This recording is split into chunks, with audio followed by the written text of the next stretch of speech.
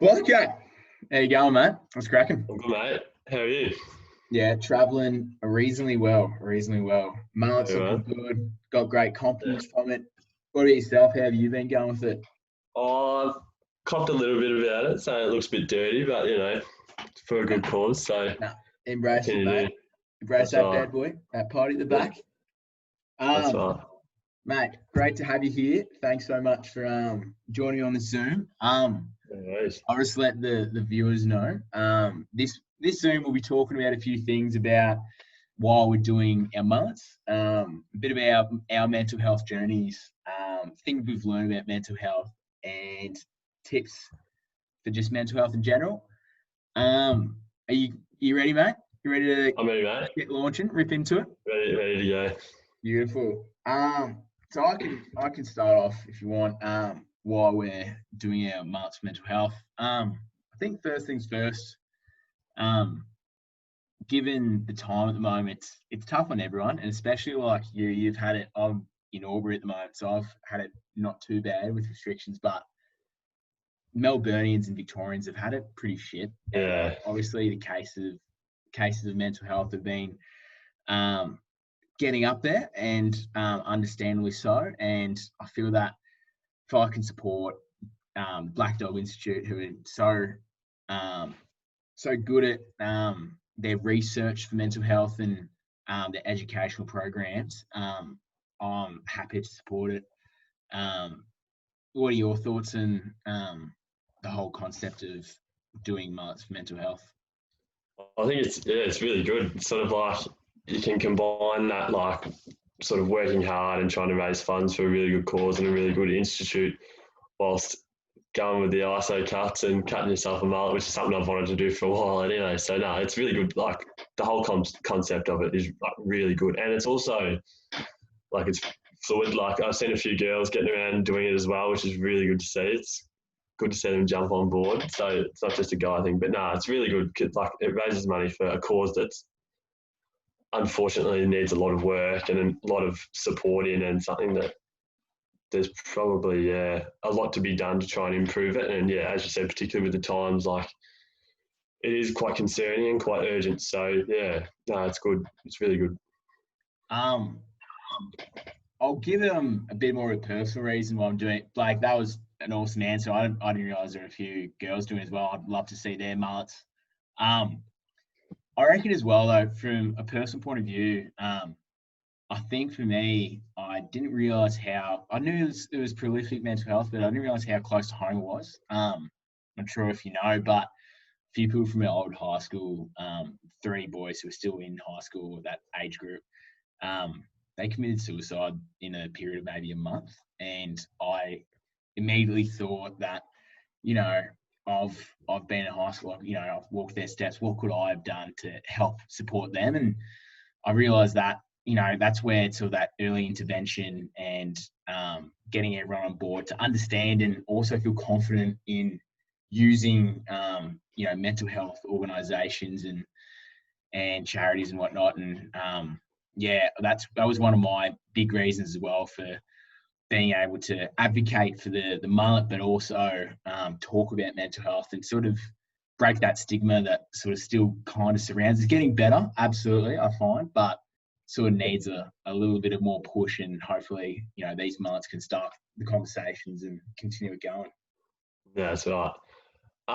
Yeah, so my journey with mental health, I was sort of introduced to it, mental health issues quite early. So when I was late primary school age, there was a bit of a string of and a bit of a trend of suicide in Avoca where I grew up. So I sort of had that very early introduction as to like what it meant and what they were sort of facing, and it was kind of a hard thing for mum and dad to deal with because like there was a guy that my old man was quite close with, and a lot of the people that I looked up to at the footy club that were quite close with who took his own life, and we also had a sort of distant sort of relative as well. So yeah, it was quite interesting growing up like that and seeing all that happen, and then it sort of opens your eyes to it quite young, and you sort of see it. And yeah, I also had a not a close mate, but like someone who I went to school with, and I went to a pretty small high school, so like everyone knew everyone, and yeah, had a guy that I was quite close with sort of take his own life at the end of year 11, which was very eye-opening and very sort of, yeah, like it's right there and you sort of, yeah, it's a bit too close to comfort. So, yeah, so I've sort of, I don't want to say grown up around mental health issues, but it's sort of, yeah, you've sort of seen it and you've, yeah, see the people that struggle with losing people from it and then, yeah, what it does to them. And I've also had sort of my family and myself even have our own sort of mental battles and whatnot. So it's sort of, yeah, it's tough, but yeah, it's good to see things like the Black Dog Institute, like really trying to like make amends and trying to work hard to sort of solve the issue that is mental health issues. So yeah. Yeah, right. I didn't know that, but mate, that sucks. And from an early age to sort of experience that, like no one wants anyone to sort of go through that at all. So I'm sorry to hear, man. Yeah, no, yeah, it's tough. It's sort of like any like local footy club kid where you run around doing water, and yeah, this guy who was like really popular in the footy club, and yeah, it was couldn't believe it. So yeah, my mental health journey, sort of linking a few things I've learned along the way. I would say that for quite a long time, my mental health has been, absolutely top notch. But I sort of went through a bit of a tough patch, probably last year, midway through the year, where maybe a bit earlier than midway through the year, where I'd just come from, a ripping year in Melbourne with my mates at La Trobe, and I moved to Albury to do a bit of physiotherapy, and obviously that's where I wanted to be, but there were a few little things that were sort of adding up. So I was away from home and, away from some really good mates. And a few little things like my body was, barely holding apart. My grandma just died. And I think it was the night after a res ball at the Trobe, which I had an absolute ball, and sort of made me, think about, I'd love to be there, and did I make the right decision? And I remember on the car ride home, all these sort of, negative thoughts sort of filled my mind, and it was just the little things that sort of added up continually. And I remember breaking down the car and driving home, and it probably was until I actually said to mum and dad, like, I feel bloody shit house. Like, there's so many little things that are adding up, and just getting it off my chest, I found that it was awesome. And I think from there I learned that you sort of need to check in on yourself, and you need to sort of like understand that it can only be, it could be a few little things, but they do add up, and you just got to continually look at yourself and say, am I okay, and how am I going? And if you are struggling, then, what can you do? So I found that now I'm currently just always, taking a step back and saying, how am I going? Am I going all right? And if I'm not going all right, what can I do to help myself out? So I think I've learned from that opening up, there's nothing wrong with being insecure. That's something I've learned front up, and just being able to voice it out and listen to people has been just huge for me with things I've learned about mental health. I'm curious about what you've learned over the journey. So I grew up sort of being, like a sporty kid, like playing sport every day of the week, every night of the week.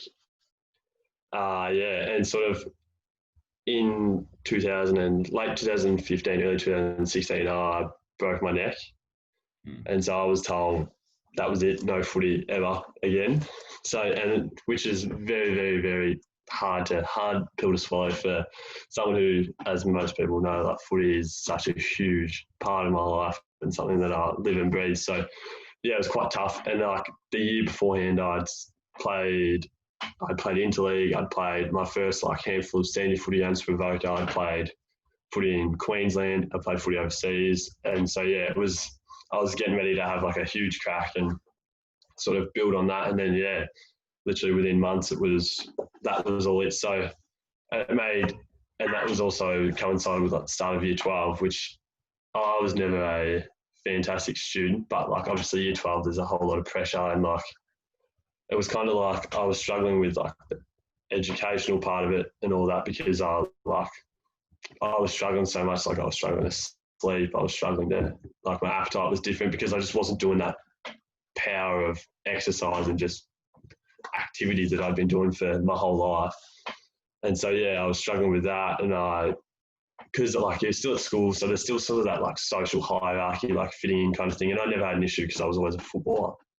So, but then I wasn't a footballer, and so I wasn't in the conversations. I wasn't part of the, not that I was ever in conversations because I was good or I was better than anyone or anything like that. It was just because I played footy. So it's like Monday morning, like, geez, I'm sore, like that kind of thing. Like, oh, we're going to beat you this weekend, yada, yada, yada. So year 12, that combined with year 12 was, a big struggle. And it's sort of since then, even like I managed to get back and it was like the best thing ever. Like I got the two-year checkup on my neck and like everything was good, got to play again. But like then I did my ankle, I did my shoulder, then I did both ankles, then I broke my arm. It's like, so I've sort of always struggled with that kind of thing because I'm such a sort of excitable kind of person, like jumping off the walls and all that kind of thing. So I've always end up being in a sling, in a moon boot, and all that kind of thing. So that's probably where my struggles have been mostly, just sort of that quality of life. It's sort of not so much now that I'm sort of in my 20s, that sort of, oh, I'm not playing footy, yada, yada, yada. It's more just like the quality of life, like having to go through another 6 months, not 6 months, 6 weeks in a moon boot, 6 weeks in a cast where I can't do that same sort of thing. And then, just sort of the doubting yourself that you can't get back and get your body right and it just keeps failing you. And then there's sort of the anxiety of like, oh, right, I'll do a full pre-season, but will I even get through it? That kind of thing. So that's a lot of, and with that sort of comes a lot of self-confidence and self sort of, because it's like you're not probably like looking after your body as much as you should and all that kind of thing because you're just like, oh, I can't be bothered, like this is just going to happen again. So that's probably where most of my mental issues sort of stem from. But it's kind of, I don't know. It's interesting because you kind of like, it's not the end of the world, but it's interesting for someone who's so into their sport and loves to run around and kick a footy and play basketball, cricket like I do. So, yeah. Yeah, absolutely. And I think you said a few things that really sort of, stem from like, just getting anxious and, having just these setbacks that just aren't fair. And obviously, like I've known bits and pieces of your story where, you had a lot of talent as a junior and just having all these setbacks. And it sort of links to that sort of last thing we want to talk about.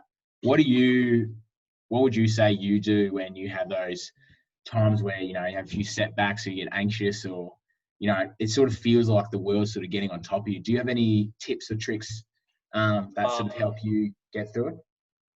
It's really, really helpful having a good network of people around you. Like I can confidently say, like I've got 5 or 6 like really good mates that are just, you forget about everything when you're with them, like kind of thing. So I've been pretty lucky. My family's really supportive of everything I've done, like, and they've sort of, that comes from sort of them having their own issues as well. And it's like, if you need help, like ask for it, like talk to your family about seeing somebody. Like I saw someone in year 12 when I was really, really struggling, and like it helped. Like I'm not good at that kind of thing, but like it helps. Like it gets you off your chest, and then you sort of don't think about it for a little while. So like it's good. Like asking for help is so crucial. Like trying to do everything you can to sort of get better. It's sort of just that saying, like nobody can help you until you sort of help yourself in a way. So but then it's also okay to not be okay. Like you don't need to put the pressure on yourself to be fine and sort of think, like the worst thing you can think is that you're a burden to somebody else. So like, just put your hand up. So I saw a quote from Danny Frawley about a year ago where it was like, it was like, so it's like, this is particularly for mental health in men. It's like, so it was like manning up in the past was to suffer in silence, but like manning up now is to put your hand up and say you need help. So it's really like, it's 2020. It's time for people to sort of be insecure, be like need people. Like you can't a lot of the time you can't get through stuff on your own. So it's crucial to try and do the best by yourself. Yeah. And sort of let other people in. 100%. What about you, mate? That was gold. I really, when you said the network, I think you got me onto ringing people rather than texting people. I find I make. I'm a big caller. I've become a really big caller, and I've got a network of mates that I ring, every week, and especially since now that we're a fair distance apart from each other, makes a world of difference. Yeah, I absolutely love it. Could be a Zoom, could be even just like a cheeky message, and just keeping that connection, going. Yeah. And I find it just getting that low of my chest. As well as another thing that I find personally, I find I overthink a lot of things, and it could be from a very small thing that I sort of multiply in my head. And what I do is I like to exercise a bit, and I help find that listen to music and doing something else just really is good for me. And even like little things like having a shower, like a really long shower. I know it sounds really interesting, but like it just zones me out and get nice and clean. And I find just getting out of that space really works for me. Like it could be 20 minutes, and you come back out from it and go, what was I even stressing about? Like, what was the even point of that? Yeah. And it seems to work, and I love it. And then that's my little tip, mate. Another thing that I sort of thought of just then is sort of it's the particularly growing up, it's sort of like the pressure to fit in. Yeah. But I think like as you grow up, and people will notice that like the best thing you can do for yourself is to be yourself. Yeah. Like be yourself, and that's the best way to feel confident and feel happy about yourself is just be yourself, embrace your weird. Yeah. Great. Great. That kind of thing. So going off the Dill Buckley call, be yourself because everyone else is taking. That's huge. It's so true. So true. So yeah. No, mate, that's absolutely quality content for you, mate. I think that's all the questions I wrote down here. But mate, thanks so much for opening up to this forum. And I think hopefully we can show up. It was a little bit tough at times there, but it was relatively, good to be open. And you feel that I personally felt hearing your story more a connectedness, but an understanding. And I think that everyone just wants to be able to be listened to and understood. And mate, I just appreciate for you to be able to do that for me, and hopefully likewise. Yeah, mate. Thank you so much for that. And I'm keen to have another chat about our mental health and see the old bad boys are traveling. Very nice. I'll leave you, mate. Have a great week. Cheers, brother. You too.